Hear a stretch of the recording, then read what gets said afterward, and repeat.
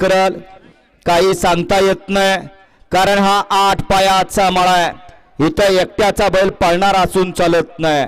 आणि quarter final mega final साठी पात्र झालेले बैलगाडी सुटला देवाभाव केसरी मैदानातला दुसरा सेमी सुटला आणि दुसऱ्या सेमी सुद्धा टीच्या टी गाड्या एका रेषेत वरती येतात, परंतु कोण होणार फायनलचा मानकरी? एक मधला बाद झाला, सुंदर अशी दोघांच्या मध्ये लढत चालू आहे।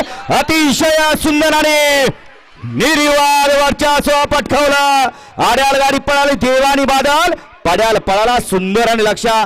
दोघात अटी आणि तटीची लढत झाली। त्या लढतीमध्ये शेवटच्या क्षणाला जावेद धूरकरीनं धूर काढला। वळवा सेमी फायनल 3 वळवा।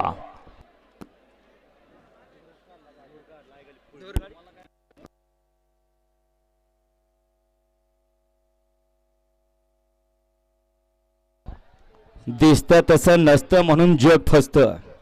बऱ्याच वेळा या ठिकाणी लग्न करताना पोरी बघतात, चांगली देखणी बघतात आणि लगीन करतात, परंतु ती माझ्या मते लय दिवस नांदत नाही। परंतु या ठिकाणी कामकाज सगळं काही बघून जर लग्न केलं तर त्या ठिकाणी आयुष्यावर आपल्याला साथ देत असते। तसंच या बैलगाडी शर्यत क्षेत्रात आत्ताच्या घडीला नुसता देखणा असून चालत नाही, त्याला गती पाहिजे आणि गतीला या बैलगाडी शर्यत क्षेत्रात महत्त्व फार आहे।